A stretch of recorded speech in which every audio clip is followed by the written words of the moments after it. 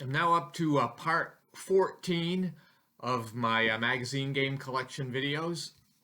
So I'm going to start with the next 5 magazines in my collection.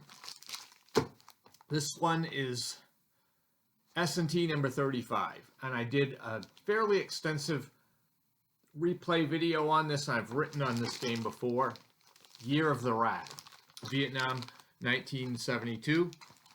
So one of the amazing things about that game, it came out in 1972 about operations in Vietnam in 1972, and I believe it was a collaboration between John Prados and Jim Dunnigan, and it was a fairly good game for its era. I think it still holds up, and it did spawn some other game ideas that Joseph Miranda brought to fruition with Winged Horse and In Country. So, Year of the Rat. You can still find this on the secondhand market from S&T during the SPI days. My next game here is Strategy and Tactics number 175.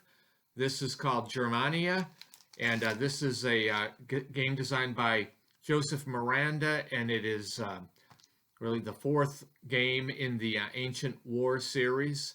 Trajan was in it, a Roman Civil War, and Caesar and Gallia, and then this one.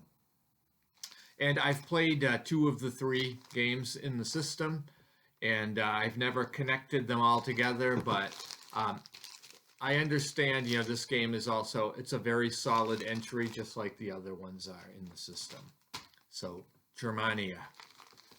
This is a World at War game. This is from World at War number 28, and I don't have the magazine with it, but it is called Green Hell, and it's, I believe it's designed by Eric Harvey, and it is part of the Fire and Movement system, and it has a couple of, battles from World War II in Asia. And one is Operation Thursday, the other is the Battle of the Admin Box. And I've played both of these, I've written articles on them, and it's a pretty good game.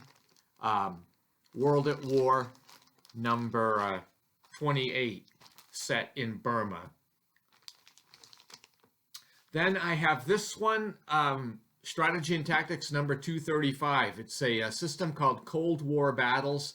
There ended up being another installment of 2 more battles in the series, and it's kind of a derivative of an earlier S&T system of games that came out called the Middle East Battles, which I think had Suez 56 in it, as well as El Arish in 1967.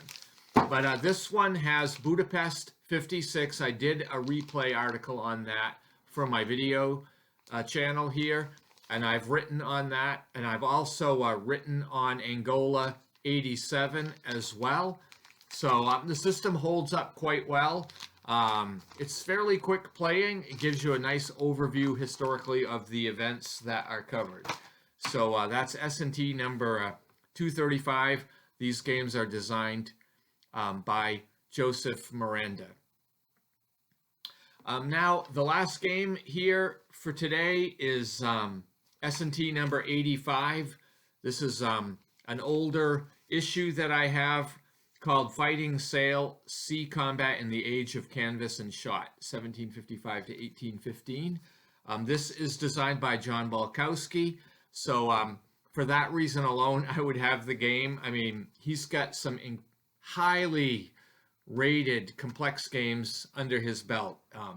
Heavily involved in the great campaigns of the American Civil War system, a very popular system, and I have many games in that collection.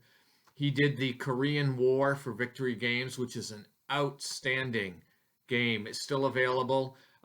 He did a lot of the games in the Fleet series from Victory Games, which I don't have any of that. He did Atlantic Wall and many others. In fact, I recently did a game on Pennant Race, which is a very strategic baseball game that he designed. So this one, Fighting Sail, I understand this is an excellent depiction of ship-on-ship combat. Now, I have the GMT series on warfare in this period, and I think it's called Flying Colors, and I have Blue Cross White Ensign.